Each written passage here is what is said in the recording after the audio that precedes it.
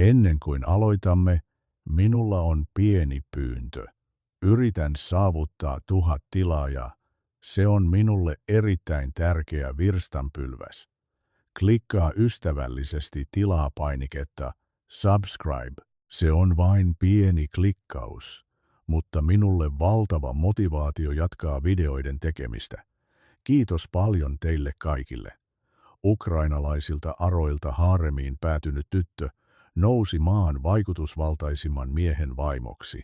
Mutta tämä ei ole tarina nykyaikaisesta tuhkimosta. Hürrem Sultan teki tekoja, joista historioitsijat yrittävät vaieta. Hän kaatoi Osmanien valtakunnan pyhiä lakeja. Hürrem suostutteli sulttaanin surmaamaan oman poikansa ja loi järjestelmän, joka eli häntä vuosisadan pidempään. Tutkin Osmanien kronikoita, venetsialaisten lähettiläiden kirjeitä ja hovin eunukkien muistiinpanoja. Kävi ilmi, että tämä ei ollut lainkaan kaunis tarina suuresta rakkaudesta. Kerron 8 avainhetkestä hänen nousussaan. Jokainen niistä horjuttaa vakiintuneita käsityksiä vallasta haaremissa. Lopussa teette itse johtopäätöksen.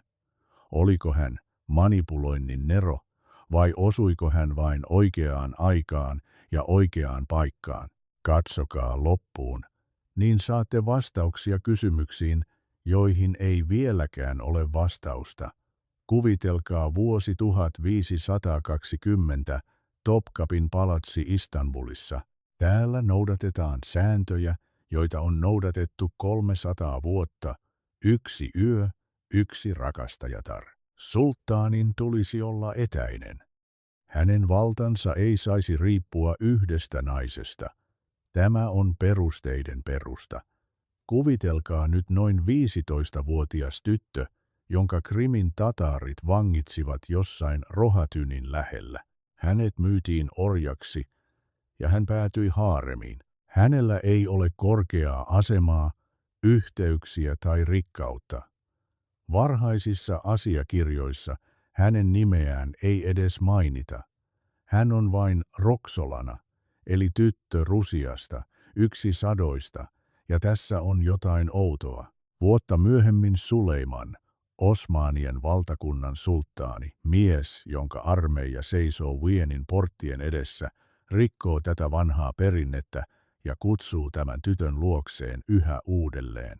Hovin kronikoitsijat kirjoittavat varovaisesti. Padishah osoittaa Hürremiin erityistä huomiota. Se kuulostaa viattomalta, kunnes tajuatte muutosten laajuuden. Suleiman lakkaa täysin huomaamasta muita rakastajattaria. Löysin venetsialaisen lähettilään Pietro Bragadinon kirjeen vuodelta 1523. Hän kirjoittaa Dogelle: Sulttaani on niin lumoutunut slaavilaisesta naisesta, että neuvonantajat pelkäävät puhua siitä ääneen. Lumoutunut diplomaatti valitsee tämän sanan sattumalta, mutta minua kiinnosti, mitä hän oikeastaan teki. Osmanien lähteet vaijenevat, eurooppalaiset lähettiläät arvailevat. Ainoa vihje on lempinimi, jonka sulttaani antoi hänelle, Naurava. Naurava haaremissa, jossa tärkeintä on hiljainen kuuliaisuus. Joku sanoo, että hän oli erittäin kaunis. Ehkä, mutta Topkapin palatsiin oli kerätty 300 imperiumin kauneinta persialaisia hunajasilmille, tserkessilaisia pehmeällä iholla, georgialaisia teidellisillä vartaloilla. Kauneus oli täällä arkipäivää, ei etu. Joku olettaa, että hän tunsi joitain viettelyn salaisuuksia, mutta hän oli yksinkertainen tyttö Ukrainan maakunnasta. Häntä ei opetettu kurtisaanikouluissa Venetsiassa tai Persiassa. Mistä hän olisi tiennyt haaremin hienoudet? Ja tässä alkaa ensimmäinen outo tapahtuma. Hürrem ei pelaa haaremin sääntöjen mukaan. Hän vain ei huomaa niitä. Arkistoista löytyi hovin sihteerin merkintä. Hänen nimensä tuli tunnetuksi vasta 90-luvulla. Hän kirjoittaa: Hürrem, sulttaani puhuu Padishahille kaikkien läsnä ollessa. Rakastajatar puhuu sulttaanille. Tästä syystä hänet olisi pitänyt kuristaa silkkinarulla samana yönä. Näin kohdeltiin röyhkeitä orjia kaikkien aiempien sulttaanien aikana, mutta Suleiman nauraa. Hänelle se on hauskaa. Yritin löytää vastaavia tapauksia Osmanien valtakunnan historiassa. Rakastajatar väittelee sulttaanin kanssa, sellaista ei ole ollut. Tämä ei ole pelkkää sääntöjen rikkomista. Se on koko valtarakenteen tuhoamista. Sulttaani on Jumalan varjo maan päällä. Hänelle ei vastusteta, mutta Hürrem vastusti ja se toimi. Hän myös itki julkisesti. Turkkilainen historioitsija Selal Sade Mustafa kirjoittaa, että Hürrem itkee sulttaanin kammioissa niin kovaa, että sen kuuluu käytävillä. Miksi? Suleiman ylisti toista rakastajatarta. Tällaisesta hysteerisyydestä toinen olisi rangaistu. Hürrem saa sulttaanilta lupauksen, ettei hän enää koskaan katso muita naisia. Onko tämä nerokasta intuitiota vai tiesikö hän jotain, mitä muut eivät tienneet? Sen jälkeen virallisissa Osmanien kronikoissa esiintyy luka. Ne kuvaavat yksityiskohtaisesti Suleimanin sotaretkiä, jokaista taistelua, jokaista ryöstösaalista, mutta siitä, miten hänestä tuli sulttaanin ainoa nainen, hiljaisuus. Eurooppalaiset lähteet täyttävät tyhjiön juoruilla. Puhutaan lumouksista, rakkausjuomista, siitä, että Hürrem tutki salaa kiellettyjä kirjoja. En löytänyt todisteita taikuudesta, mutta löysin jotain muuta. Sultaanin henkilökohtaisen lääkärin, juutalaisen Moshe Hamonin merkinnät. Hän kirjoittaa, että Hürrem oli usein läsnä hänen keskusteluissaan sulttaanin kanssa. Hän ei vain seisonut hiljaa vieressä, vaan osallistui keskusteluun.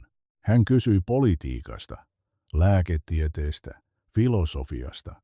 Rakastajatar kysyy. Hamon kirjoittaa, että Hürrem oppi paljon ja teki sen nopeasti. Hän oppi Osmanien turkkia puolessa vuodessa, vaikka se yleensä kesti 3 vuotta, sitten persiaa, runouden ja diplomatian kieltä, sitten arabiaa, Koranin ja lain kieltä. Kuka häntä opetti?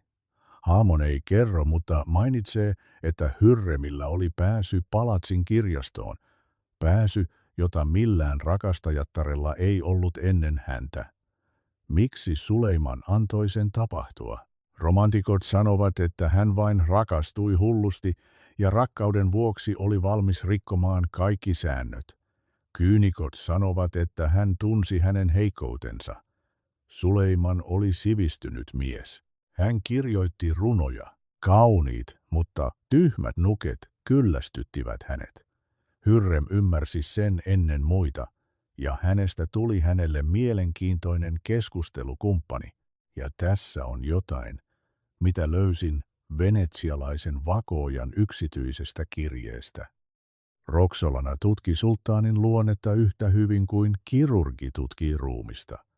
Hän tietää, milloin painaa, milloin antaa periksi, milloin itkeä, milloin nauraa. Tämä ei ole rakkautta, vaan oppimista. Manipuloinnin oppimista, vai vain naista, joka selviytyi käyttämällä kaikkia käytettävissä olevia keinoja. En tiedä, mutta tiedän varmasti, että vuoteen 1521 mennessä, vuosi sen jälkeen, kun hän ilmestyi palatsiin, Hürrem odotti ensimmäistä lastaan, poikaa, ja tässä alkaa toinen outo tapahtuma. Haaremissa on säännöt, 1 rakastajatar, 1 poika, jotta kukaan nainen ei saisi liikaa valtaa. Hürrem synnytti 5 poikaa, 5 12 vuoden aikana. Miten hän onnistui kantamaan ja synnyttämään niin monta lasta, kun muut rakastajattaret menettivät jatkuvasti lapsiaan? Siitä kerron fehen myöhemmin ja ensin puroidumme Hürremin päätyy Kaluun vuosi 1522 Topkapin palatsi tapahtuu jotain, jonka hovikirjoittajat kuvaavat yhdellä lauseella. Hürrem sultanille sallittiin olla läsnä tapaamisessa visiirin kanssa. Läsnä tapaamisessa visiirin kanssa kuulostaa tylsältä, mutta se on vallankaappaus. Rakastajattaret eivät koskaan osallistu poliittisiin asioihin. He elävät haaremissa, erillisessä maailmassa, eristyksissä vallasta rautaovilla ja eunukeilla. Sulttaani tulee heidän luokseen, mutta he eivät hänen luokseen, ja he todellakaan eivät osallistu keskusteluihin valtion asioista. Hürrem osallistuu, istuu verhon takana, mutta kysyy ääneen. Suurvisiiri Ibrahim Pasha, Suleimanin paras ystävä, toinen mies imperiumissa. Ensin hän menettää puhekykynsä hämmästyksestä, sitten hän tottuu ja sitten hän alkaa kuunnella hänen mielipidettään. Miten tämä tapahtui? Minulla on ranskalaisen lähettilään Antoine Escalindelin Tantrai, Valettin kirje, lähetetty Pariisiin vuonna 1525. Sultaanitar, niin häntä nyt kutsutaan hovissa, vaikka hän onkin vielä rakastajatar, omaa taidon, jota en ole nähnyt edes kokeneimmilla hovin juonittelijoilla. Hän osaa olla hyvin erilainen, olla toinen, mitä näiden sanojen takana piilee, lähettiläs jatkaa selityksiä. Kahden kesken Suleimanin kanssa Hürrem ilmestyy eri hahmoissa. Kerran hän on intohimoinen rakastaja, kerran oikukas lapsi, kerran viisas neuvonantaja. Hän vaihtaa taitavasti naamioita sopeutuen sulttaanin senhetkiseen mielialaan. Kun hallitsija on väsynyt sotaretkistä, hän viihdyttää häntä tarinoilla ja peleillä. Kun hän tarvitsee viisasta neuvoa, hän osaa ratkaista poliittisia asioita. Sulttaanin vihan hetkinä hän löytää lohdutuksen ja rauhoituksen sanat. Mutta voidaanko tätä kutsua manipuloinniksi, vai onko se vain naisen intuitiota, joka antaa hänelle mahdollisuuden aistia kumppanin mielialan virheettömästi?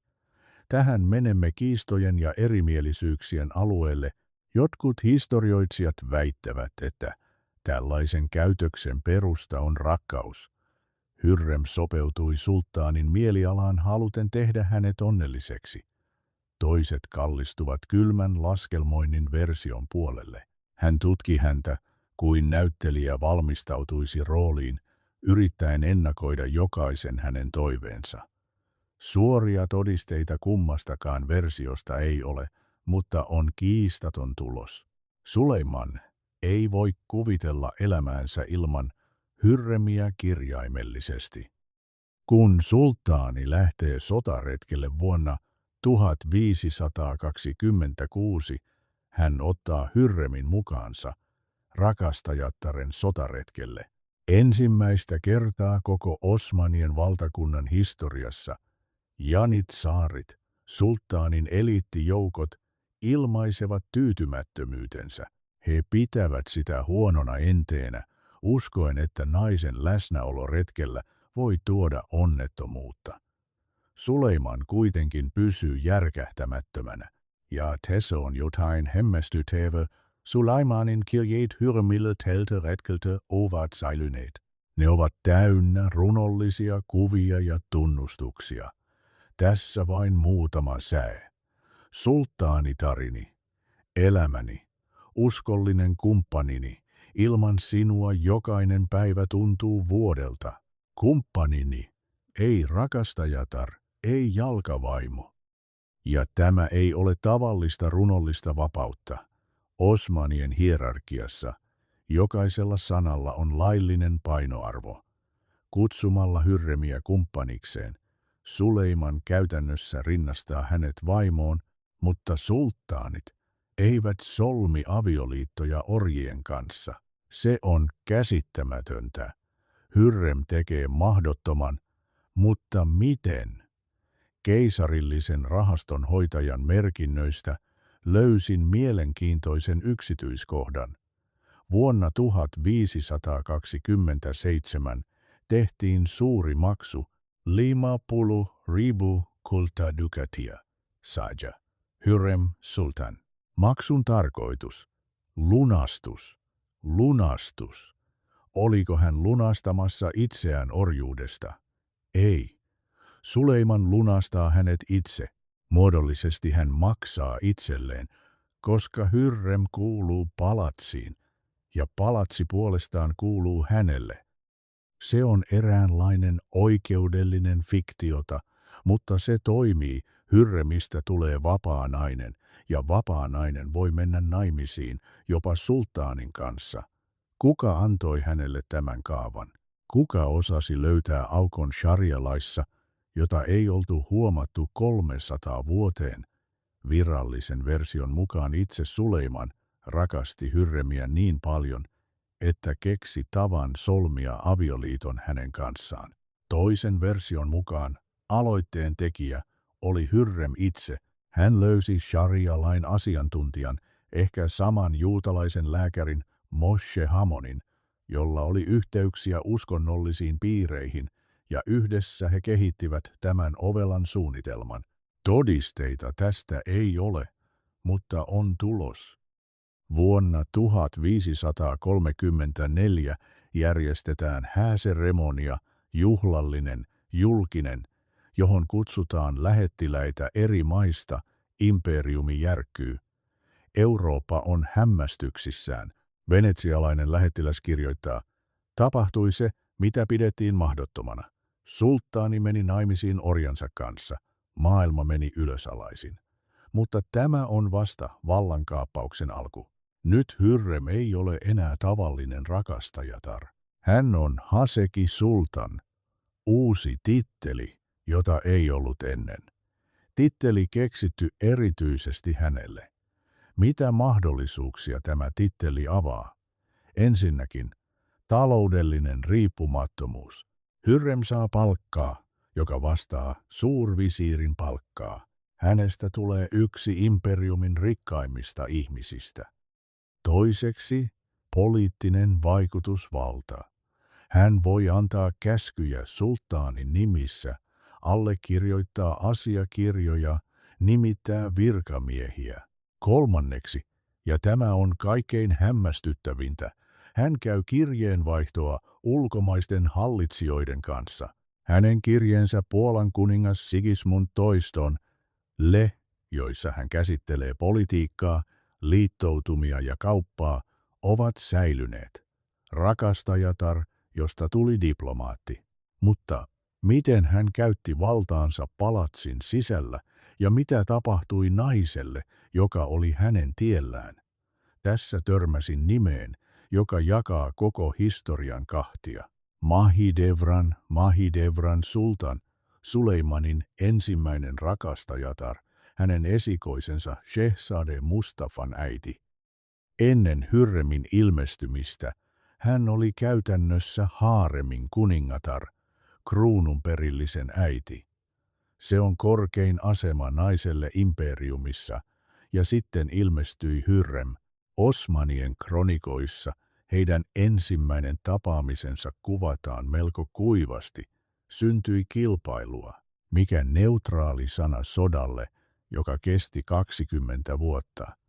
Eurooppalaiset lähteet ovat suorempia.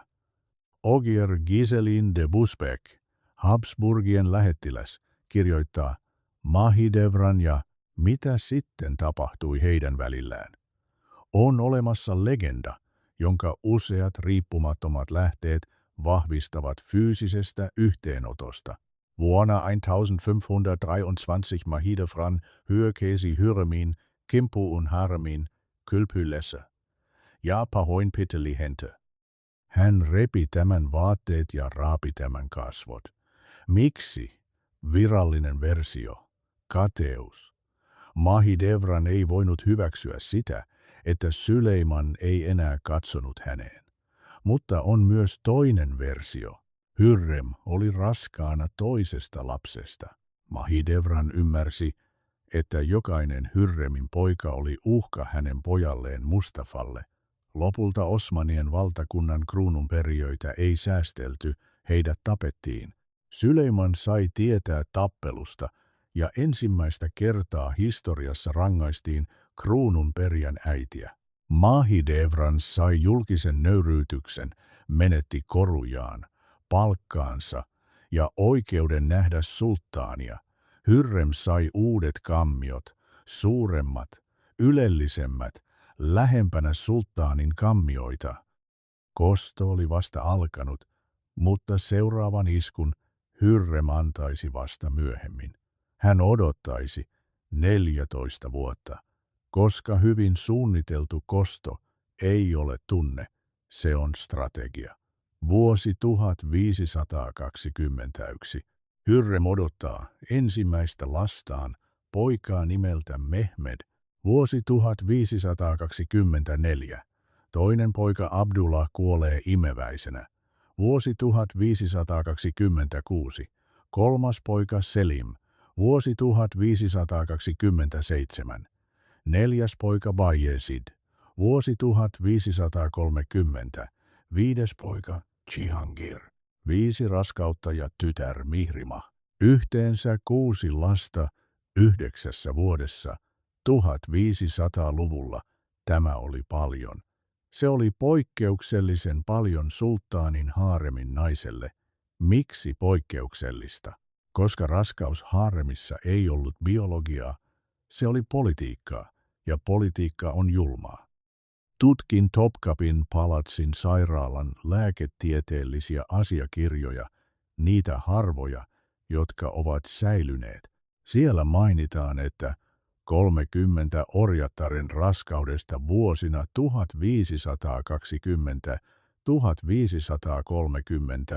vain 8 päätyi elävien lasten syntymään 8/30.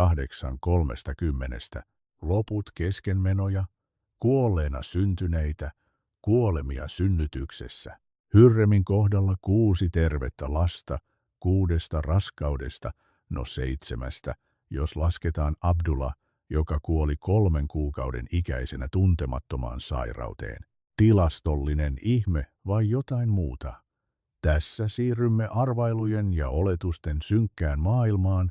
Suoria syytöksiä ei ole, mutta vihjailuja on.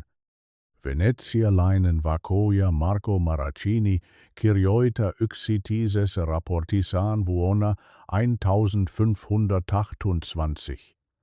Sanotaan, että kätilöt, jotka eivät miellyttäneet Hürremiä, katosivat. Sanotaan, että orjattaret, jotka tulivat raskaaksi sulttaanille hänen jälkeensä, menettivät lapsensa arvoituksellisissa olosuhteissa. Sanotaan, mutta todistaa ei voi. Sanotaan, avainsana.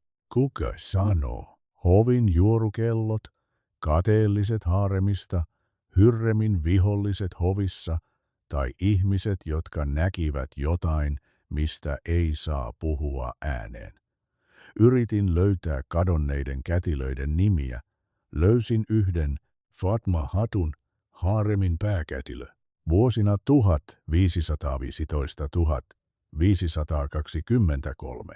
hän vastaanotti synnytyksiä kaikkien edellisen sulttaanin Selim I.N. orjattarien luona. Kokenut, arvostettu. Vuonna 1523. Hän katoaa asiakirjoista. Häntä ei enää mainita, mitä hänelle tapahtui. Kuoliko hän? Lähti vai hänet poistettiin? En pystynyt löytämään vastausta tähän kysymykseen. Hovin virkamiehistön rekisteri tältä ajalta on kadonnut. Osmanit pitivät tarkkaa kirjaa kaikesta, sipulien määrästä keittiössä tallirenkien palkkaan, mutta juuri tämä rekisteri on kadonnut.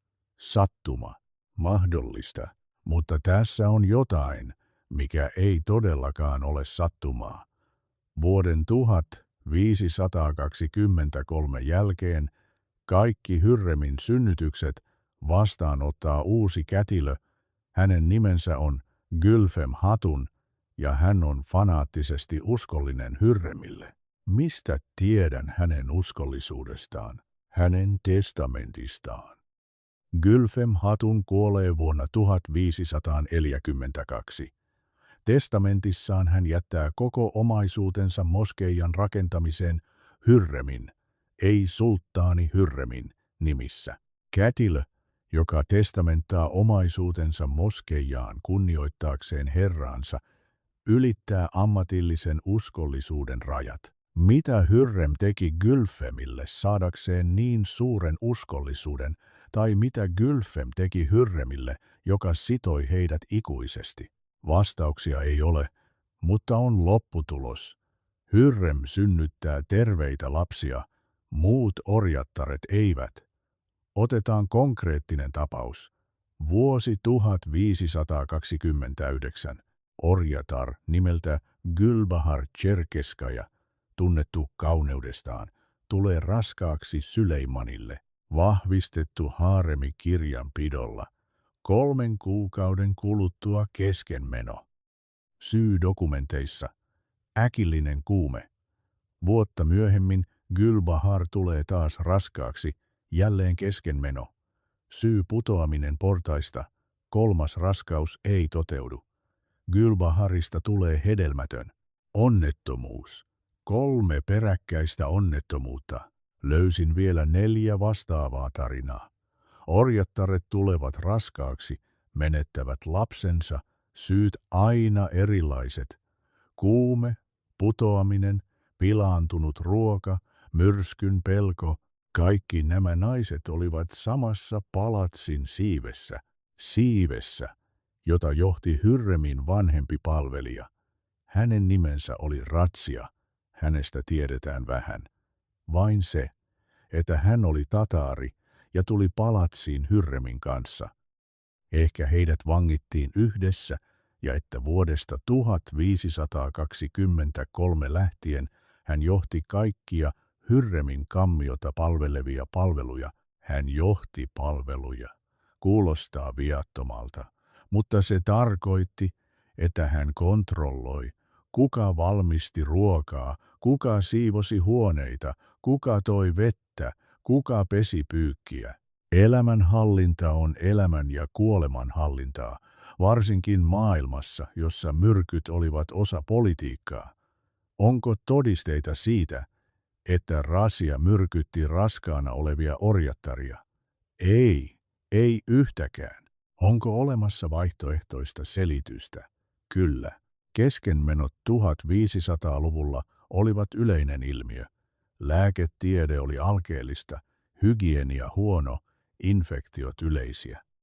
Naiset menettivät lapsensa yksinkertaisesti siksi, että niin sattui käymään. Mutta miksi Hürrem ei sitten menettänyt?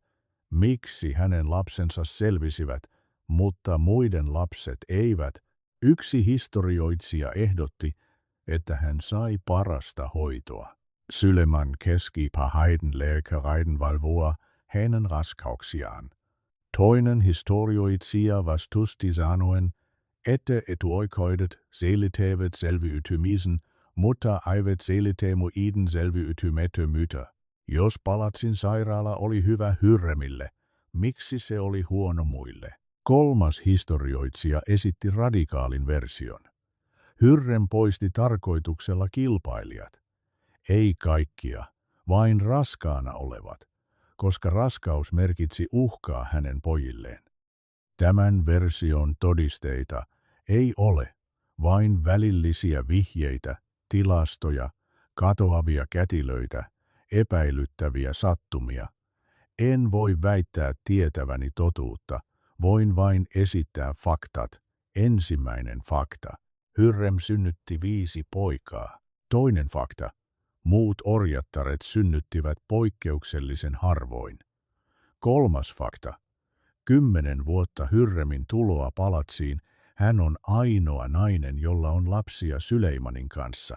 Sattuma, sulttaanin rakkaus, joka ei yksinkertaisesti halunnut muita naisia, vai järjestelmä, joka poisti kilpailijat.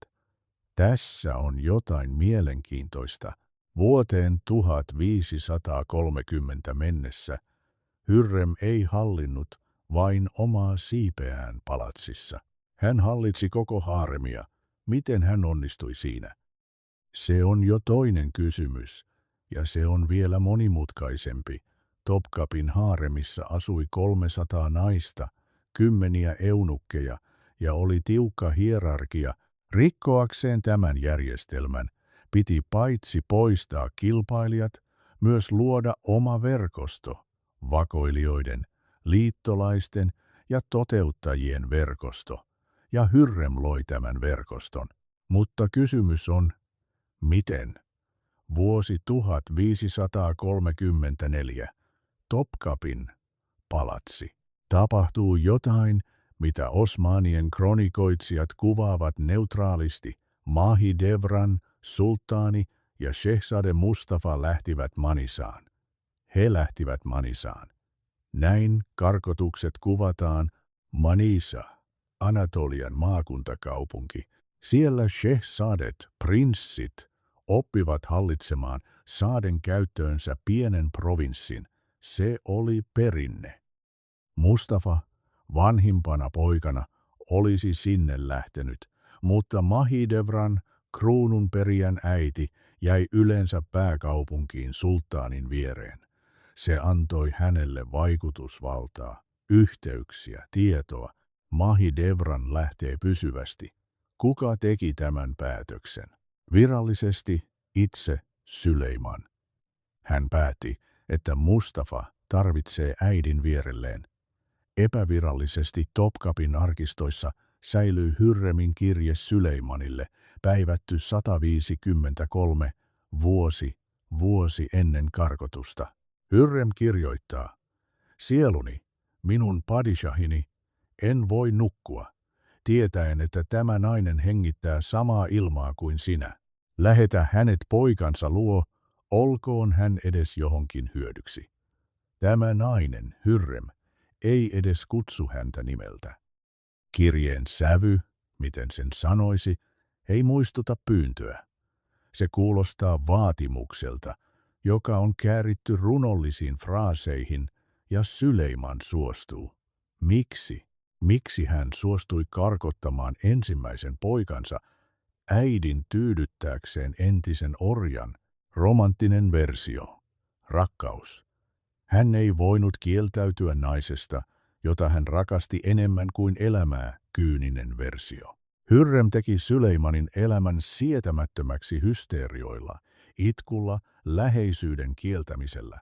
Oli helpompi päästä eroon Mahidevranista kuin kestää sitä, poliittinen versio. Mustafa todella tarvitsi äidin. Hän kasvoi tulevaksi sulttaaniksi. Hän tarvitsi tukea.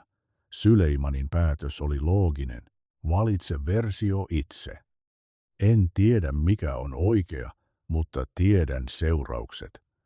Mahidevran lähtee Manisaan ja siellä alkaa painajainen. Ensinnäkin taloudelliset vaikeudet. Mahidevranin palkkaa leikataan 5000 aksesta päivässä 1000 een. Se ei ole vain nöyryytystä, se on todellista köyhyyttä hänen asemansa naiselle. Hänen on ylläpidettävä kruununperijän hovia, maksettava palvelijoille, otettava vastaan vieraita. 1000 aksella, se on mahdotonta. Kuka leikkasi palkkaa? Keisarillinen rahasto, kenen käskystä? Asiakirjoissa ei ole merkitty, mutta rahaston hoitajana oli tuolloin suurvisiiri Ibrahim Pashan suojatti, joka puolestaan tuki Hürremiä, sattuma, toiseksi eristys. Mahidevranilta kiellettiin palaaminen Istanbuliin edes juhlapyhinä tai perhejuhlissa. Hän ei näe Süleymania 15 vuoteen.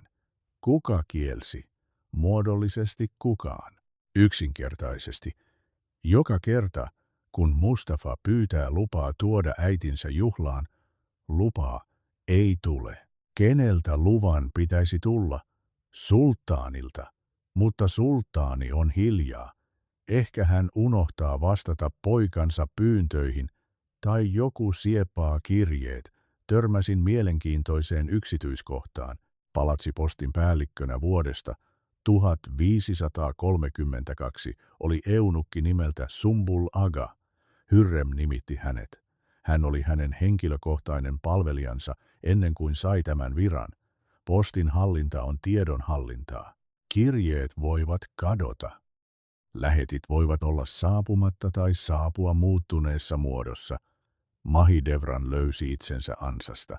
Hän ei voinut valittaa sulttaanille, koska hänen kirjeensä eivät tulleet perille.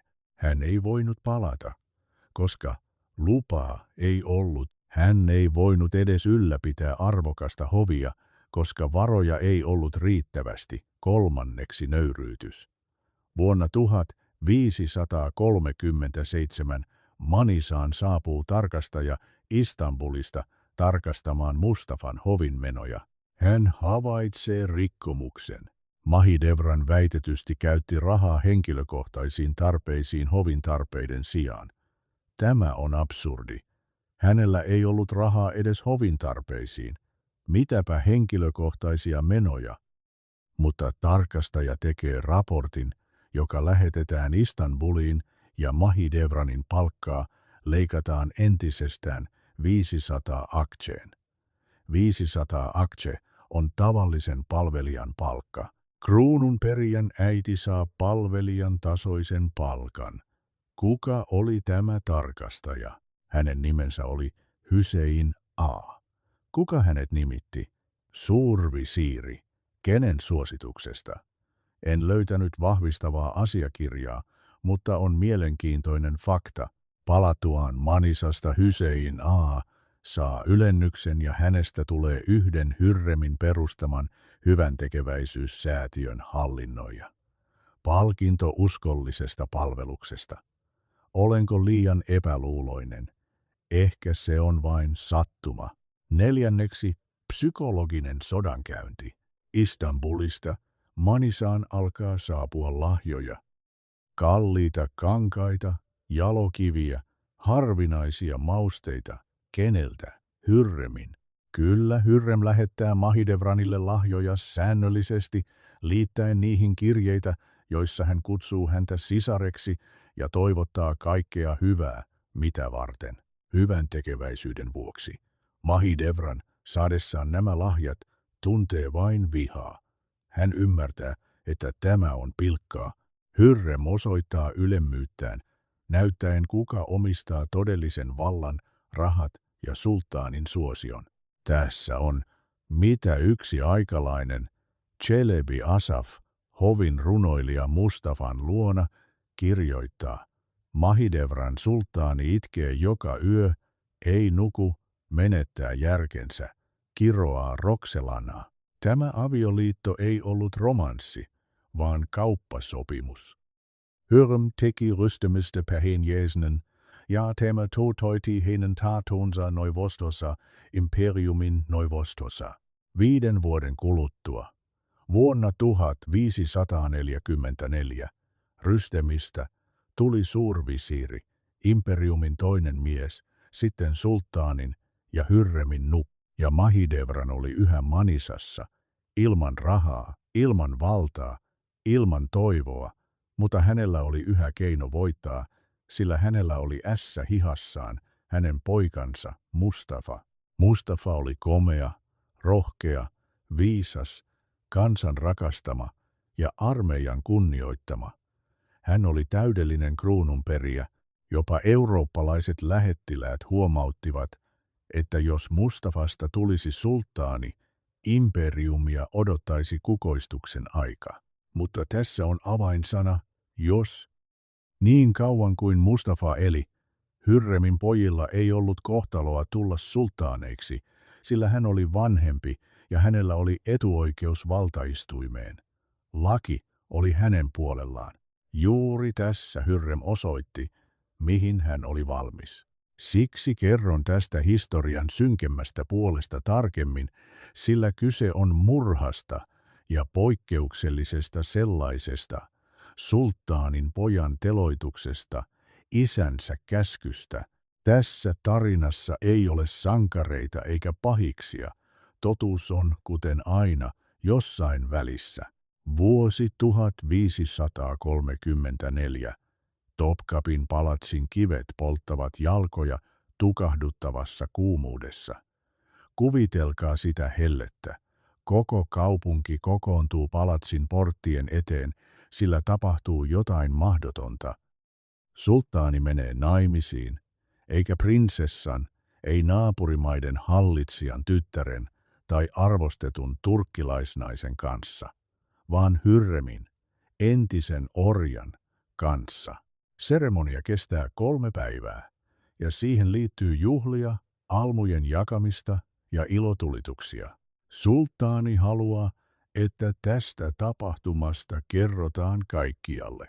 Venetsialainen lähettiläs Daniele de Ludovici kuvasi Dorille, että Padishah oli tehnyt jotain, mitä kukaan sulttaani ei ollut tehnyt 500 vuoteen dynastian olemassaolon aikana. Ihmiset olivat varmoja, että kyse oli taikuudesta, mutta oliko niin?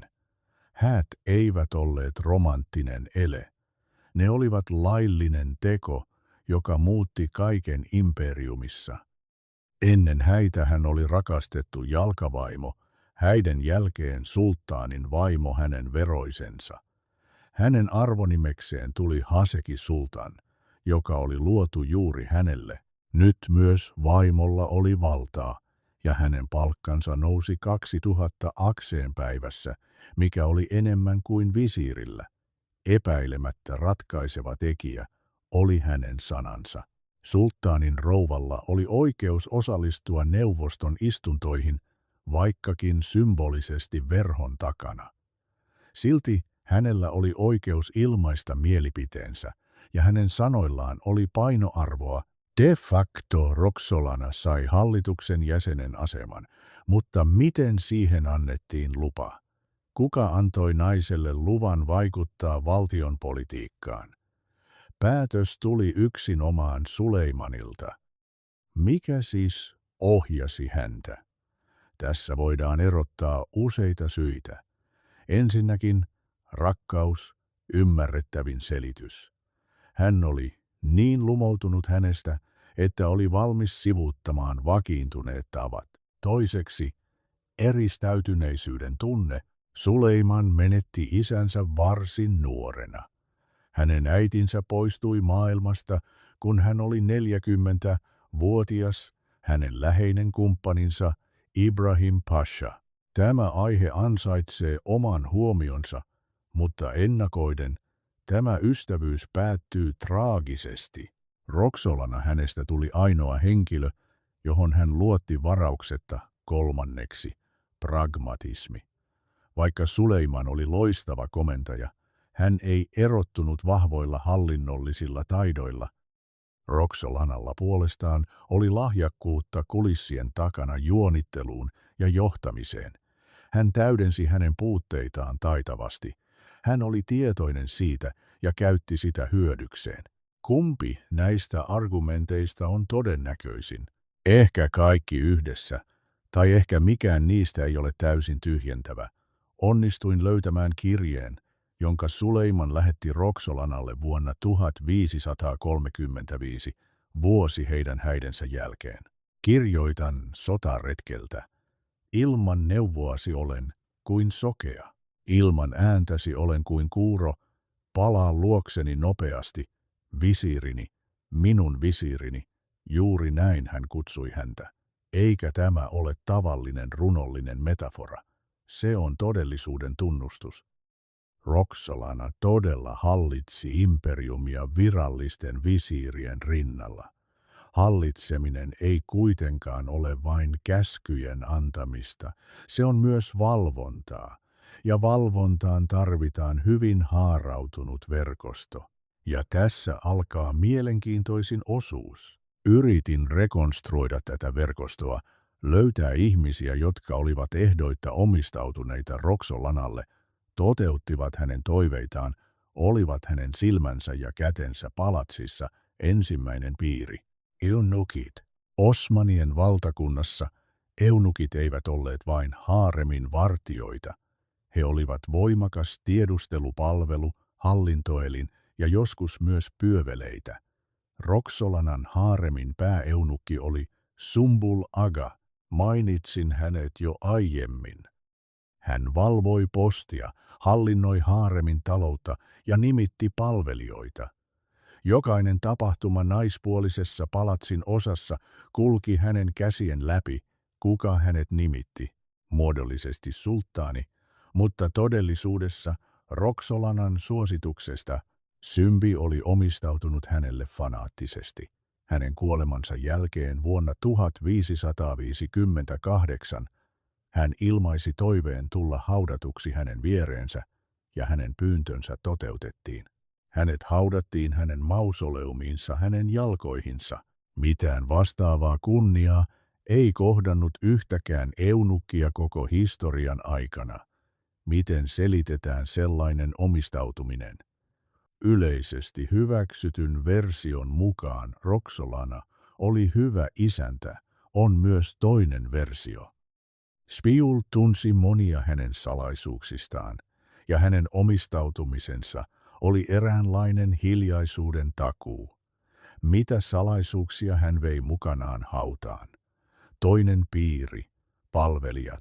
Roxolana ympäröi itsensä naisilla, jotka hän valitsi henkilökohtaisesti riippumatta heidän aatelistaan tai kauneudestaan. Pääkriteeri oli tehokkuus. Heidän joukossaan erottui Rasi, hänen henkilökohtainen palvelijansa, sama tataarityttö, josta puhuttiin aiemmin. Rasi vastasi arjen asioista. Tässä yhteydessä arki sisälsi kuitenkin pääsyn ruokaan, veteen, lääkkeisiin.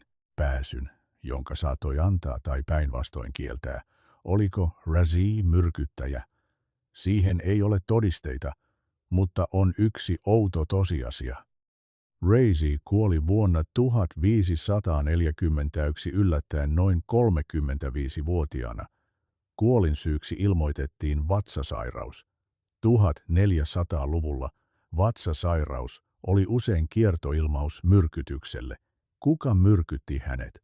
Roxolanan viholliset vai Roxolana itse päästäkseen eroon ei-toivotusta todistajasta? Nämä ovat vain oletuksia. Minulla ei ole todisteita. Olen kuitenkin huomannut tietyn säännönmukaisuuden. Monet Roxolanan lähimmät ihmiset kuolivat yllättäen, erityisesti ne, jotka tunsivat hänen salaisuutensa. Kolmas piiri.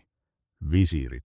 Ibrahim Pasha, suurvisiiri vuodesta 1523 lähtien, Suleimanin lapsuuden ystävä, mies, joka yhdessä hänen kanssaan loi imperiumin. Aluksi Ibrahim ei suhtautunut Roxolanaan vakavasti. Hän piti häntä vain yhtenä jalkavaimona. Ärtsyvirhe, mutta Roxolana osoitti kärsivällisyyttä. Hän ei hyökännyt häntä vastaan avoimesti. Päinvastoin, hän osoitti ystävyyttä. Hän kirjoitti hänelle kunnioittavia kirjeitä. Pyysi häneltä neuvoja pienissä asioissa. Kehui häntä sulttaanin läsnä ollessa. Ibrahim rentoutui, alkoi luottaa, ja sitten vuonna 1536 Ibrahim tapettiin. Hänet tapettiin Suleimanin käskystä. Kuristettiin omissa kammioissaan palatsissa. Ruumiista luovuttiin ilman minkäänlaisia kunnianosoituksia.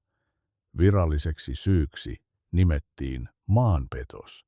Väitettiin, että Ibrahim neuvotteli Osmanien valtakunnan vihollisten kanssa. Esitettiinkö siihen todisteita? Ai. Kuka ilmoitti sulttaanille maanpetoksesta? Tässä mielipiteet vaihtelevat. Jotkut uskovat, että Suleiman itse epäili ystäväänsä. Ibrahimista oli kuulemma tullut liian kunnianhimoinen ja itsenäinen. Toiset väittävät, että se oli Roxolanan työtä. Hän kuiskasi vuosia sulttaanille, että Ibrahim oli uhka, että hän suunnitteli dynastiansa syrjäyttämistä, että hän oli maanpetturi. Kenellä on oikeus? Löysin yhden yksityiskohdan. 2 viikkoa ennen Ibrahimin murhaa Roxolana kirjoittaa pojalleen Selimille kirjeen. Siinä on tällainen lause. Pian este poistetaan ja tiesi valtaistuimelle kirkastuu. Este. Oliko Ibrahim este Roxolanan pojille? Kyllä, koska Ibrahim tuki Mustafaa, Suleimanin vanhinta poikaa Mahidevranin kanssa. Ibrahim piti Mustafaa kaikkein arvokkaimpana ehdokkaana valtaistuimelle, ja pian tämän kirjeen jälkeen Ibrahim poistettiin. Sattuma. Ibrahimin tilalle astui uusi suurvisiiri. Muutamien vuosien kuluttua häntä seurasi toinen, ja 8 vuotta Ibrahimin murhan jälkeen suurvisiirin virkaan astui Rystem Pasha, Roksolanan vävy. Järjestelmä sulkeutui. Roksolana hallitsi haaremia eunukkien avulla. Hän hallitsi palatsia palvelijoiden kautta. Hän hallitsi hallitusta vävynsä kautta, ja jäljellä oli vain yksi ongelma. Mustafa, seuraaja, este, jota näytti mahdottomalta kiertää. Mutta oliko se mahdollista? Seuraava osa on synkin. Kyse on siitä, miten äiti menee tappamaan toisen pojan varmistaakseen omiensa tulevaisuuden. Miten rakkaus muuttuu hirviömäiseksi julmuudeksi. Miten se muuttuu säälimättömäksi demoniksi. Jos olet kiinnostunut siitä, mihin ihminen on kykenevä vallan vuoksi, pysy kanssani, mutta ole valmis. Sen jälkeen historiansa käsityksesi ei enää ole sama. Ja jos sinua kiehtovat hovijuonittelut ja se, miten yksi nainen pystyi uudelleen kirjoittamaan koko imperiumin vakiintuneet säännöt, tilaa kanava. Minulla on varastossa vielä monia vastaavia tarinoita, joissa raja nerokkuuden ja rikoksen välillä hämärtyy tunnistamattomaksi, ja seuraava tarina on vieläkin järkyttävämpi. Vuosi 1542. Topkapin palatsi, haaremi, 300 naista, satoja eunukkeja, lukemattomia palvelijoita, kokkeja, siivoojia, muusikoita ja opettajia. Koko kaupunki palatsin muurien sisällä, omine lakeineen, omine hierarkioineen, omine salaisuuksineen.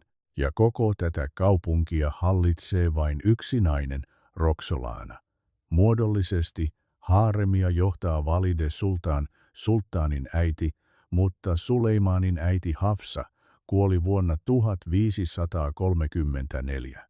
Siitä lähtien haaremi siirtyi kokonaan Roksolanan käsiin. Mutta miten hän hallitsi? Käskyillä, pelkoa herättämällä.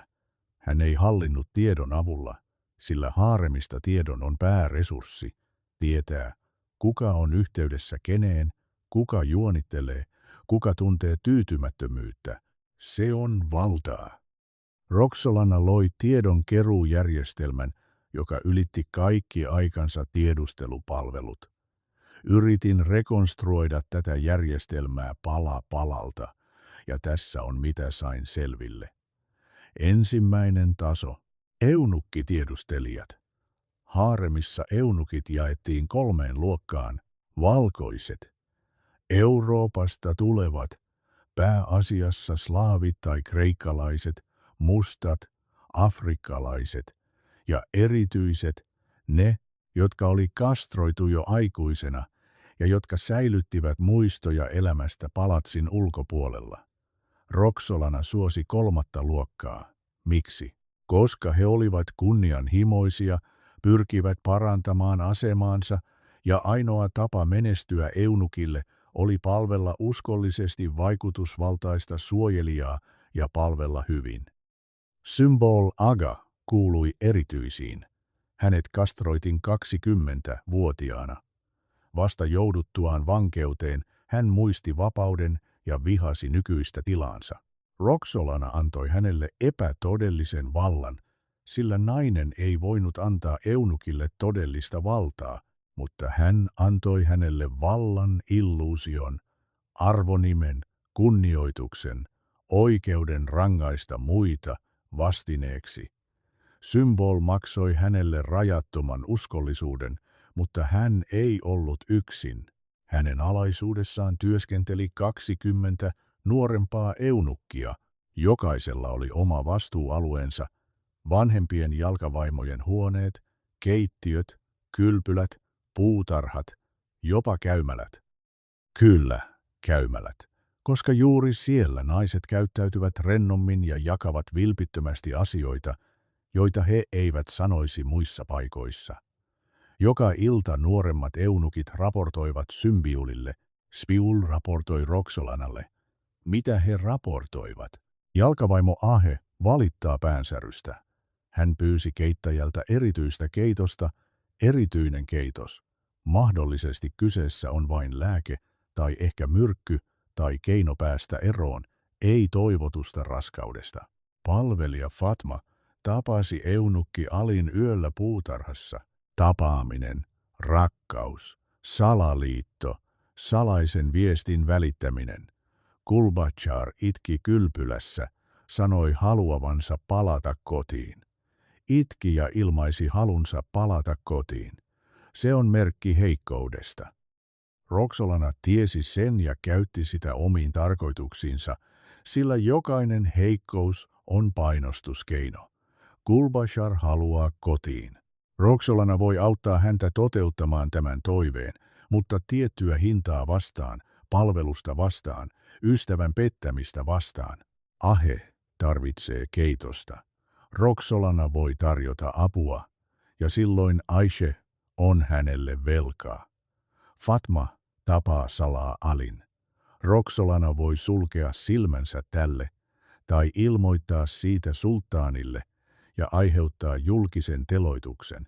Valinta jää Fatman harteille ja Fatma valitsee palvella Roxolanaa. Näin askel askeleelta Roxolana kutoi haaremin tiheään velkojen pelko toinen taso. Ruoka. Palatsin keittiössä valmistettiin päivittäin tuhansia aterioita sulttaanille, suurvisiireille, haaremin asukkaille ja palvelijoille.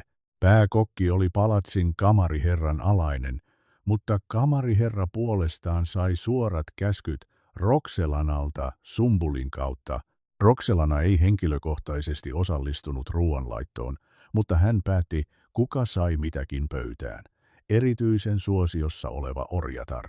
Hänelle valmistetaan hienostuneimpia ruokia, tuoretta lihaa, hunajasta ja pähkinöistä tehtyjä makeisia, hedelmiä suoraan sulttaanin puutarhasta. Orjatar on joutunut epäsuosioon. Hän saa samaa kuin palvelijattaret, ohrahiutaleita, kuivahtanutta leipää, epämiellyttävän makuista vettä. Se ei ole suoraa kidutusta, se on eräänlainen viesti. Olet kukaan ja pysyt kukana, ellet tottele tahtoani. Mutta palkkion tai rangaistuksen lisäksi ruoka voi toimia myös aseena. 900-luvulla myrkyt olivat helposti saatavilla. Arsenikki, belladonna, elohopea, myrkkysienet, jopa jotkin yrtit suurina annoksina saattoivat johtaa kuolemaan. Tapahtuiko haaremissa myrkytyksiä? Suoria todisteita ei ole, mutta tilastotietoa on. Vuosina 1530–1550 haaremissa kuoli 27 naista. Ei vanhuuteen tai synnytykseen tai äkillisiin sairauksiin. 27 naista, keski-ikä 25 vuotta, kuolinsyy, kuume, vatsakipu, kouristukset, yleinen heikkous, tyypillisiä myrkytyksen oireita. On mahdollista, että kaikkia 27 naista ei myrkytetty. Tuon ajan lääketiede oli melko alkeellista. Ihmiset joutuivat infektioiden uhreiksi, jotka nykyään parannetaan antibiooteilla viikossa. Mutta 27 naista. Yritin löytää jotain yhteistä, mikä yhdisti näitä naisia, ja löysin seuraavaa. 19 heistä oli raskaana tai oli juuri synnyttänyt. Raskaus ja synnytys sisältävät tiettyjä riskejä, mutta 19, STA 27, STA on 70%. Liian suuri osuus sattumalle. Joku saattaa sanoa, että kärsin vainoharhaisuudesta, etsin salaliittoja, joita ei ole olemassa, mahdollisesti. Mutta miten sitten selittää eräs tärkeä yksityiskohta? Näistä 19 raskaana olevasta tai vasta synnyttäneestä naisesta yksikään ei kuulunut Roxelanan lähipiiriin. Yksikään ei ollut hänelle uskollinen. Yksikään ei palvellut häntä. Kaikki 19 olivat joko neutraalissa asemassa tai osoittivat avoimesti vihamielisyyttä. Sattumaako? Oliko kyseessä järjestelmä, joka oli suunnattu potentiaalisten uhkien poistamiseksi? 3. taso. Juorut. Elämä haaremissa virtaa juorujen ja huhujen ilmapiirissä. Vapautensa menettäneet ja kultaisessa häkissä elävät naiset löytävät viihteen juoruilusta. Roxelana käytti tätä taitavasti hyväkseen. Hän levitti taitavasti juoruja palvelijattarien, eunukkien, joskus jopa orjattarien kautta. Juoru siitä, että yksi orjattarista nähtiin teolla eunukin kanssa, valhe, mutta juoru oli jo lähtenyt liikkeelle. Maine oli pilattu. Nainen joutuu eristyksiin. Juoru siitä, että toinen orjatar suunnittelee pakoa palatsista, myös valhe, mutta tämä tieto tavoittaa sulttaanin. Luottamus on horjunut, nainen lähetetään maanpakoon. Juoru siitä, että 3. orjatar harjoittaa noituutta, keittelee taikajuomia, kutsuu yliluonnollisia voimia. Noituutta pidetään kuoleman syntinä islamissa. Jo pieninkin epäilys magian harjoittamisesta voi maksaa hengen. Roxelana käytti tätä pelkoa taitavasti hyväkseen. Onnistuin selvittämään yhden tapauksen. Vuosi 1541 Golfide-niminen orjatar syytetään noituudesta. Todisteiksi esitetään hänen kammiostaan löydetty amuletti, outoja, yrttejä ja käsittämättömällä kielellä kirjoitettuja muistiinpanoja. Amuletti osoittautuu tavalliseksi talismaaniksi, jota monet muslimit kantavat. Yrtit ovat lääkeyrttejä, muistiinpanot persialaisella kielellä kirjoitettuja rukouksia, mutta oikeudenkäynti oli jo käyty. Ihmisten mielissä Gulfide on noita. Hänet tuomitaan kuolemaan. Kuka hänet petti? Osoittautui, että se oli Melek, Huremin suoraan palveleva palvelijatar. Gulfiden traagisen kuoleman jälkeen Melek yllättäen ylennetään ja hänestä tulee pääpalvelijatar. Samalla hänen palkkansa kaksinkertaistuu. Herää kysymys, oliko tämä palkinto osoitetusta uskollisuudesta vai maksu tehdystä murhasta? Seuraavaksi on syytä kiinnittää huomiota 4.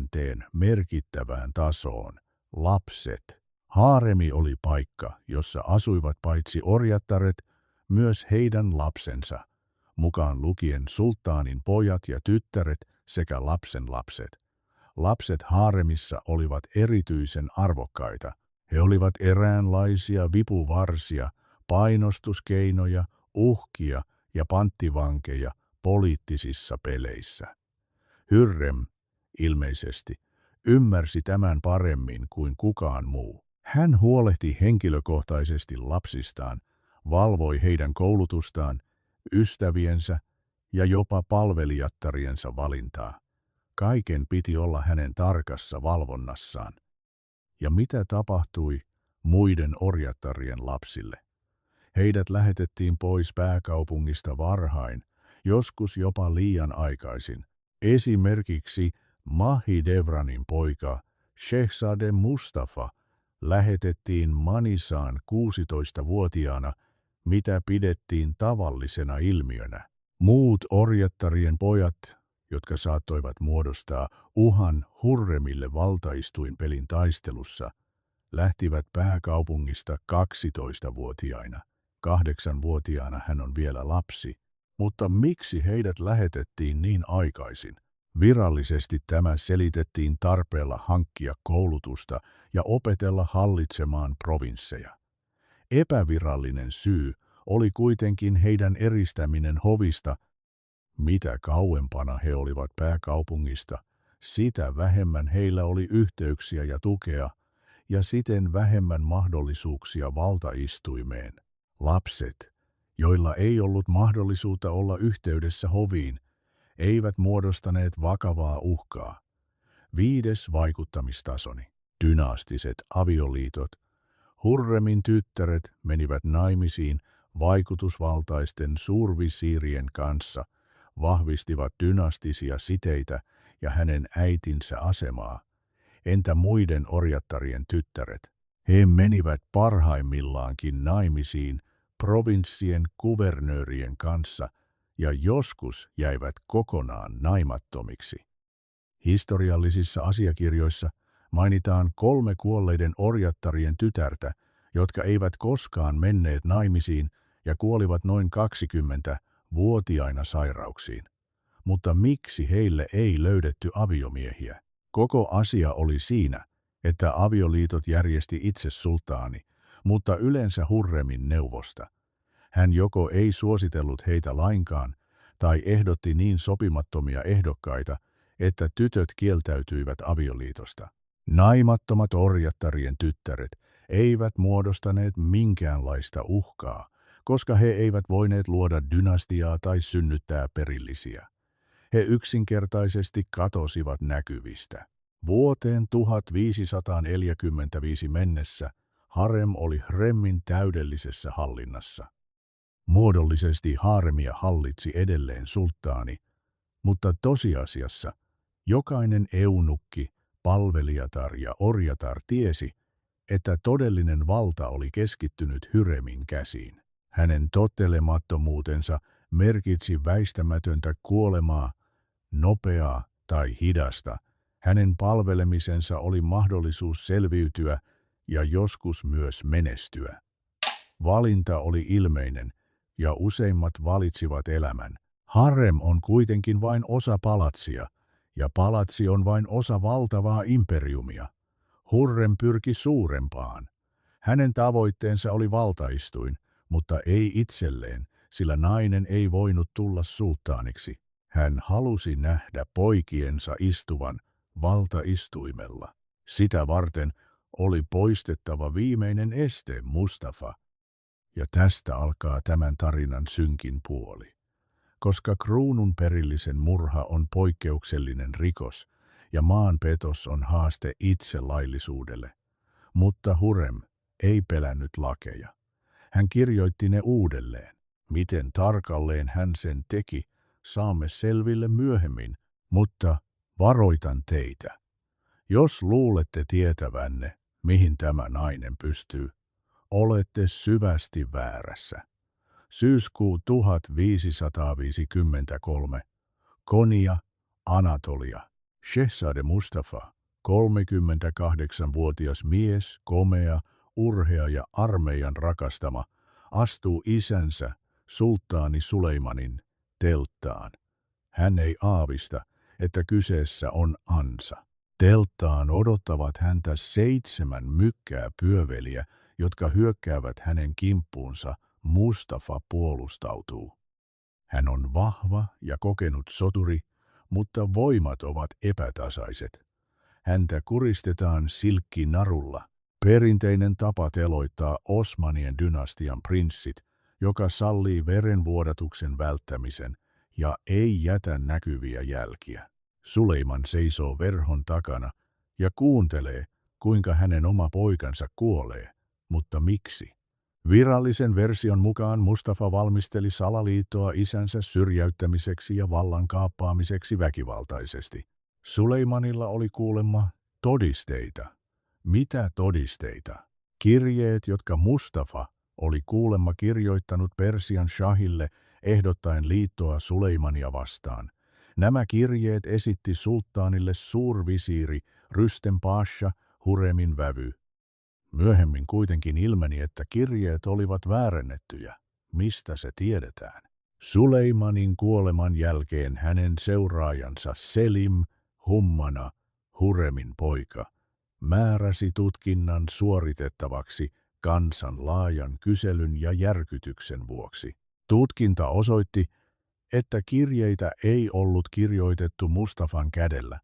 Kirjoitus ei vastannut hänen tunnettuja kirjoitusnäytteitään, mutta kuka ne väärensi? Rikollisten jälkiä ei koskaan löydetty. Asiakirjat katosivat mystisesti pian tutkinnan jälkeen. On kuitenkin yksi mielenkiintoinen fakta. 3 kuukautta ennen Mustafan teloitusta Rustem Pasha tapasi erään istanbulilaisen kalligrafi, joka oli tunnettu taitavasta käsialan kopioinnistaan. Sattuma vai huolella laadittu suunnitelma? Palataan tämän tarinan alkuun. Vuosi 1551. Mustafa on 36-vuotias. Hän on Amasyn, rikkaan ja kukoistavan provinssin kuvernööri. Hän nauttii suosiosta ja armeija palvoo häntä. Hänen ilmestyessään ihmiset tulevat kaduille ja huutavat, eläköön tuleva sulttaani. Tämä herättää Hurremin huolen. Miksi? Koska hänen vanhin poikansa Mehmed on 27-vuotias, Selim 25 ja Bayezid 22. Kaikki 3 ovat nuorempia kuin Mustafa ja ovat toisella sijalla valtaistuimelle niin kauan kuin Mustafa elää, mitä Hurrem tekee. Hän aloittaa hitaan, mutta järjestelmällisen kampanjan hänen poistamisekseen. Ensimmäinen askel. Juorujen levittäminen.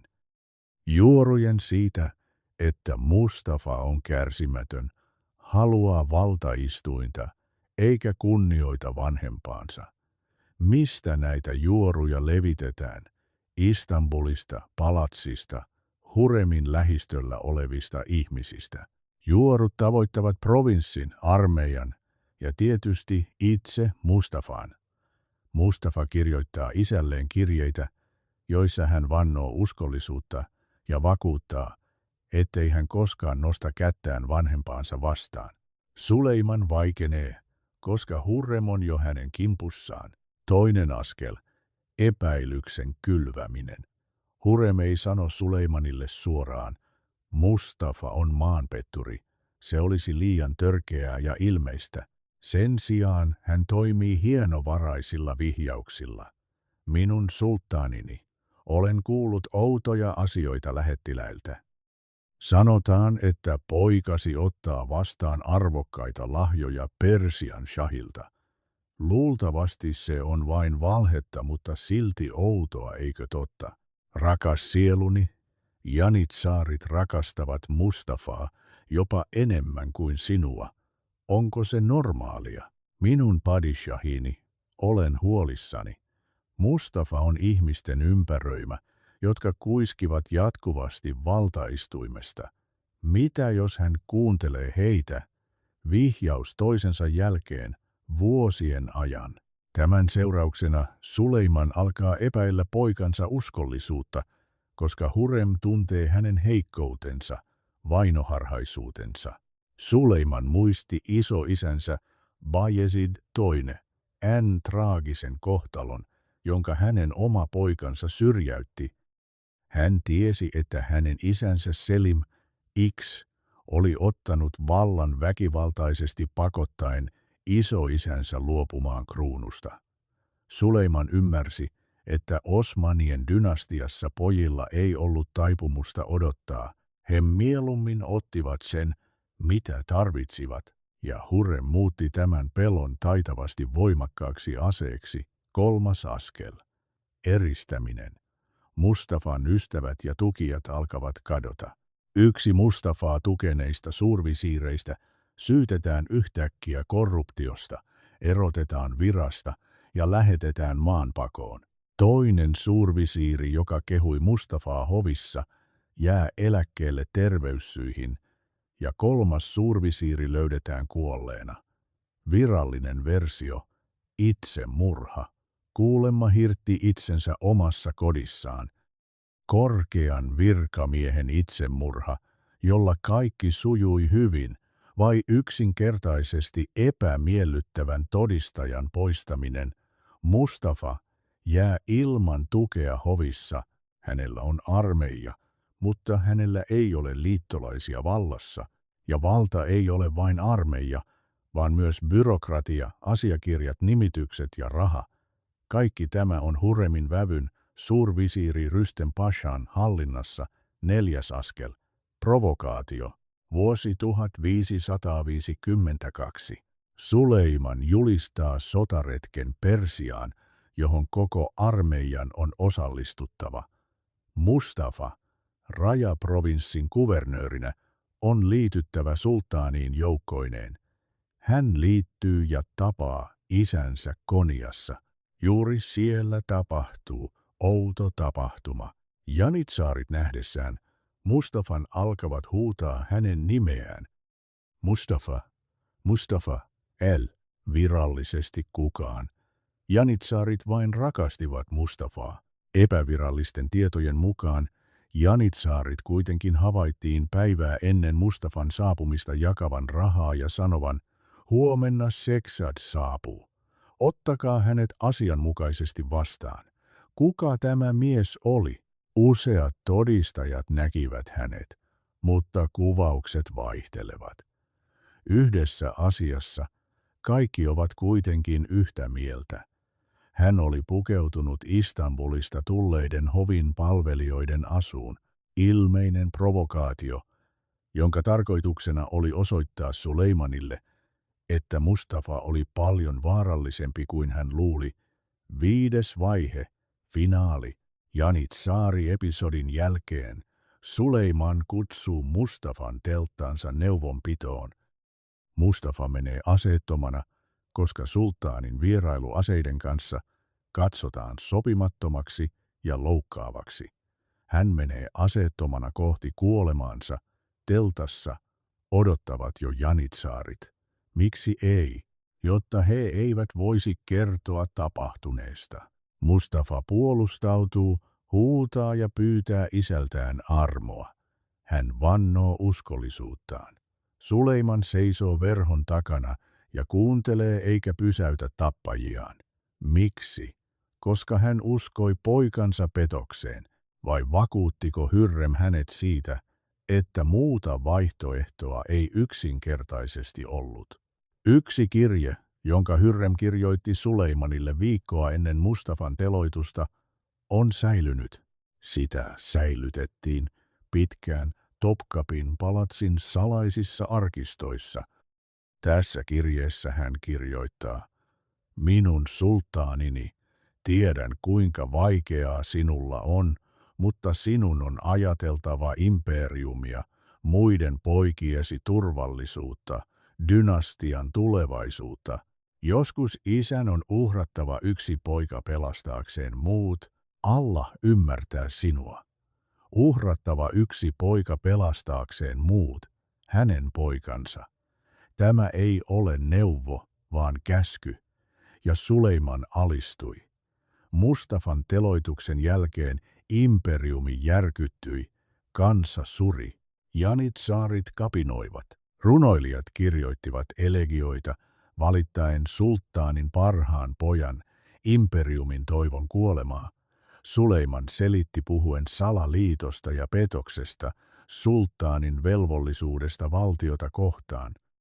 Mutta kukaan ei uskonut häntä, koska kaikki tiesivät, että Mustafa ei kuollut petokseen, vaan Hürremiin. Tämän todistaminen oli mahdotonta. Hürrem oli liian älykäs ja varovainen, hän ei jättänyt jälkiä. Oli vain tulos. Mustafa oli poissa, ja tie valtaistuimelle Hürremin pojille oli avoin.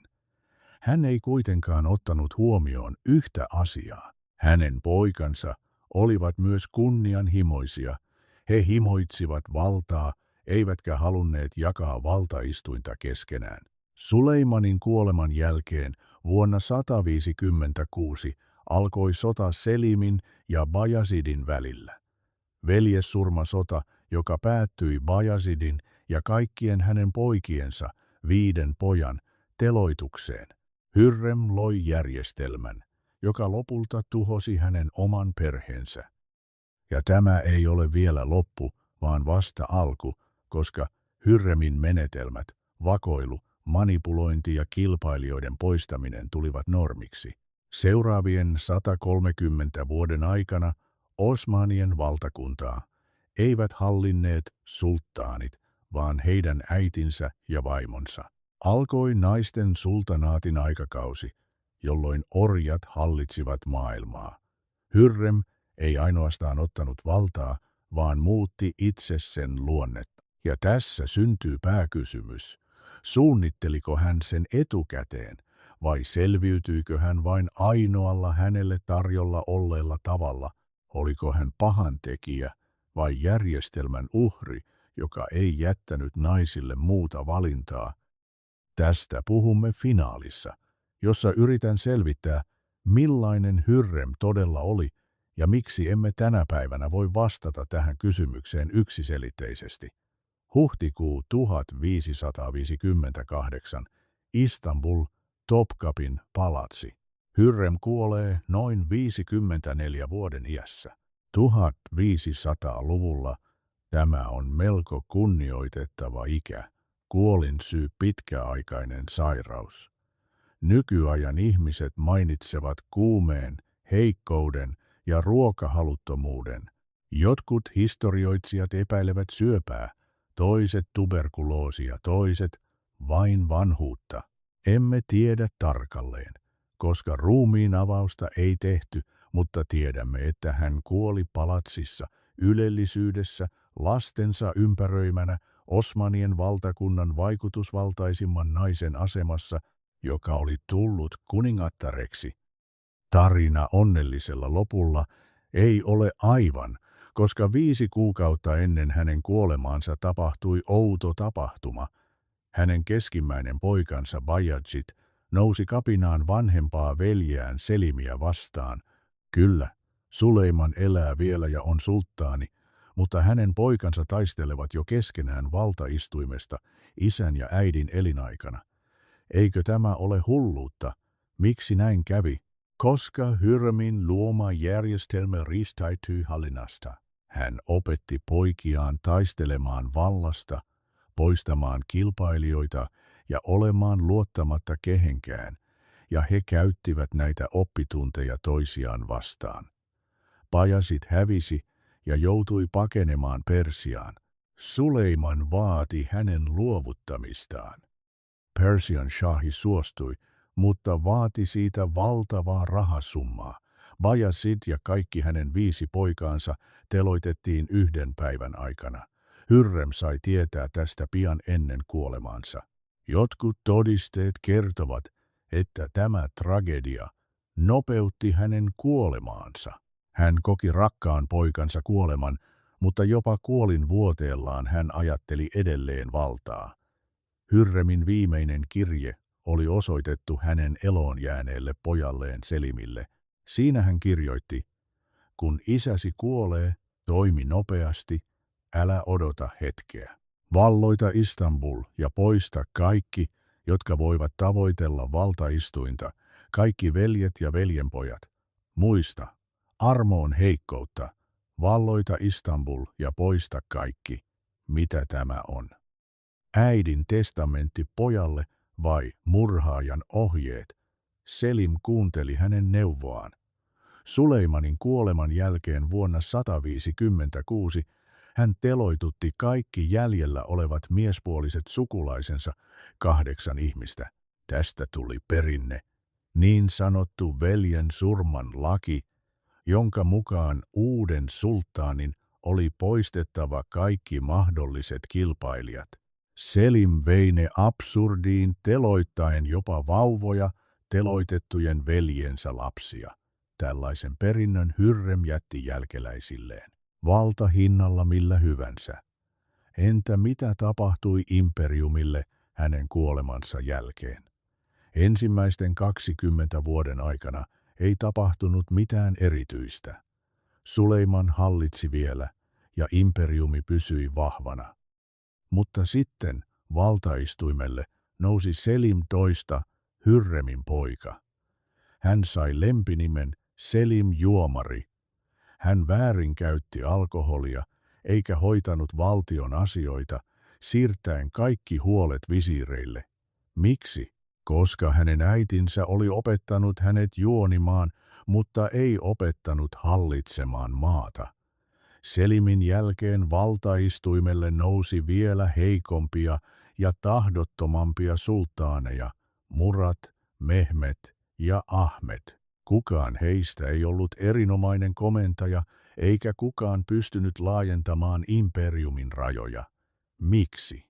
Koska heidän äitinsä, jalkavaimot, joista oli tullut sulttaaneja Hürremin mallin mukaan, hallitsivat imperiumia heidän sijastaan, alkoi naisten sultanaatin aikakausi.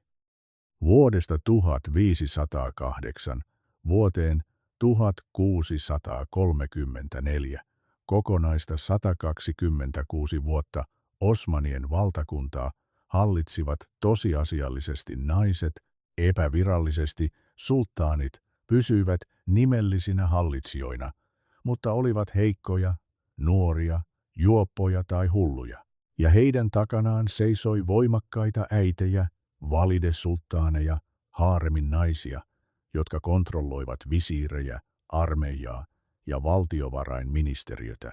Hürrem loi ennakkotapauksen, joka muuttui järjestelmäksi. Oliko tämä järjestelmä hyväksi imperiumille? Ehdottomasti ei. 1400-luvulla Osmanien valtakunta alkoi jäädä jälkeen Euroopasta sotilaallisessa, teknologisessa ja taloudellisessa kehityksessä. Yksi syistä oli vallan epävakaus. Sulttaanit vaihtuivat usein ja visiirit vielä useammin. Kukaan ei ajatellut pitkän aikavälin suunnitelmia. Kaikki olivat kiireisiä selviytymisessä kuin haaremissa. Haaremista tuli eräänlainen malli koko imperiumille. Juonittelut, myrkyt, salaliitot ja kilpailijoiden poistaminen. Se toimi erinomaisesti yhdelle naiselle, Hürremille, manipuloinnin Nerolle. Mutta kun siitä tuli järjestelmä, imperiumi alkoi kuolla. Voidaanko tästä syyttää Hürremiä? Kysymys on monimutkainen ja monitulkintainen. Toisaalta kyllä, hän loi järjestelmän, joka lopulta johti imperiumin tuhoon. Toisaalta hän vain selviytyi ja käytti niitä työkaluja, jotka olivat naisen käytettävissä tuona julmana aikana. Hän ei luonut pelisääntöjä. Hän vain pelasi niitä paremmin kuin kukaan muu. Katsotaanpa faktoja. Fakta ensimmäinen. Hürrem oli orja, joka joutui vankeuteen. Hänet myytiin ja annettiin haaremiin. Hänellä ei ollut valintaa.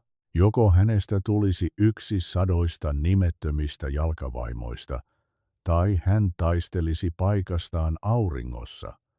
Hän valitsi taistelun ja käytti siihen kaikkia käytettävissä olevia keinoja. Fakta toinen. Haaremijärjestelmä oli äärimmäisen julma. Jalkavaimot kilpailivat keskenään selviytymisestä, sulttaanin huomiosta ja lastensa tulevaisuudesta. Jos et taistele, kuolet. Kirjaimellisesti ja kuvaannollisesti. Hürrem ei luonut tätä julmuutta. Hän vain käytti sitä omiin tarkoituksiinsa. Fakta kolmas. Hürrem rakasti lapsiaan. Kaikki hänen kirjeensä heille ovat täynnä hellyyttä, huolenpitoa ja äidillistä ahdistusta. Kaikki mitä hän teki, murhat, juonittelut ja manipuloinnit, hän teki heidän vuokseen, heidän tulevaisuutensa vuoksi. Onko tämä oikeutus vai vain selitys hänen teoilleen? Fakta neljäs. Suleiman ei ollut nukke Hürremin käsissä.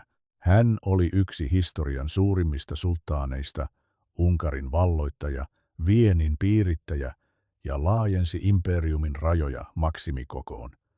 Hän olisi voinut pysäyttää Hürremin, jos olisi halunnut. Miksi hän ei tehnyt niin?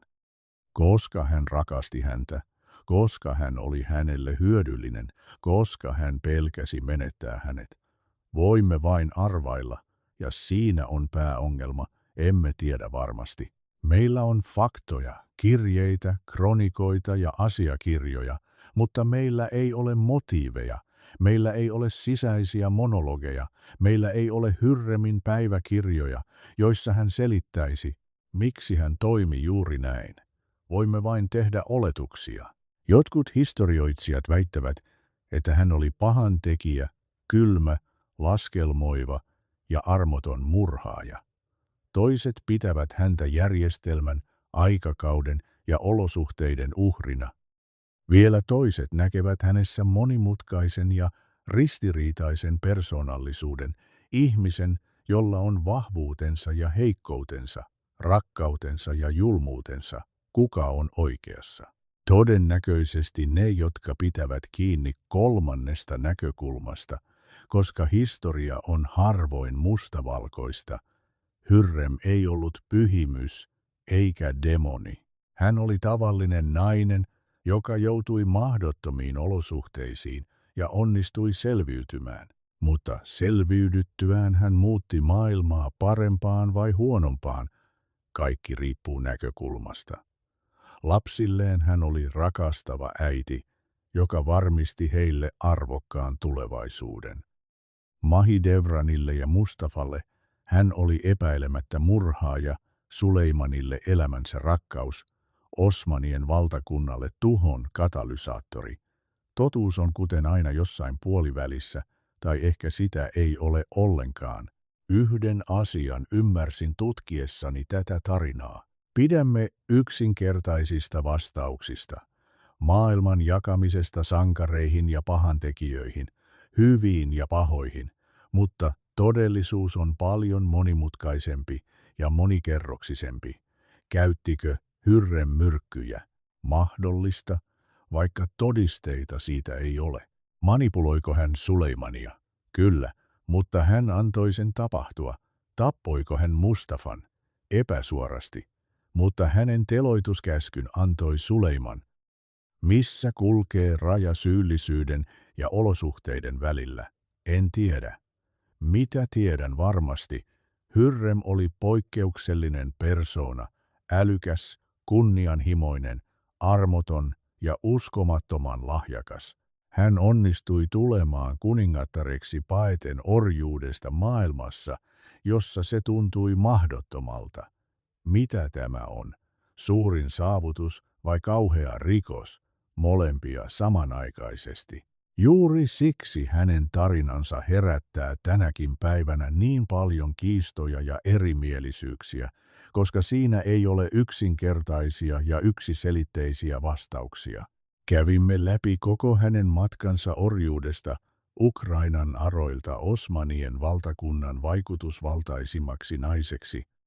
Näimme, kuinka hän rikkoi olemassa olevan järjestelmän, kirjoitti uudelleen säännöt ja loi ennakkotapauksen, joka muutti historian kulkua, mutta jää yksi tärkein kysymys. Kuka Hürrem todella oli? Manipuloinnin nero, joka hallitsi valtavaa imperiumia verhon takaa, vai vain nainen, joka halusi suojella lapsiaan julmassa ja epäoikeudenmukaisessa maailmassa, sieluton pahantekijä, joka armottomasti poisti kaikki kilpailijat, vai järjestelmän uhri, joka ei jättänyt hänelle muuta valintaa? En tiedä vastausta, eikä ehkä kukaan tiedä, koska historian kirjoittavat aina voittajat. Hürrem voitti, ja hänen versionsa tapahtumista tuli virallinen. Hänen vihollisensa ovat joko kuolleita tai hiljaa, mutta voittajat yleensä valehtelevat tai ainakin kaunistavat todellisuutta. Missä on totuus? Ehkä sitä ei ole ollenkaan, vaan on vain erilaisia tulkintoja, versioita ja hypoteeseja. Ja se on normaalia, koska historia ei ole vain kuivien faktojen kokoelma, vaan dialogi menneisyyden ja nykyisyyden, lähteiden ja tutkijoiden, teidän ja minun välillä. Nyt teidän vuoronne paljastaa mielipiteenne. Mitä ajattelette Hürremistä? Kuka hän todella oli? Pahantekijä, sankari vai kenties molempia samaan aikaan? Kirjoittakaa kommenttinne, niin pureudutaan tähän arvoitukselliseen ja ristiriitaiseen hahmoon. Ehkä yhdessä pääsemme edes hieman lähemmäs hänen salaisuutensa ratkaisua.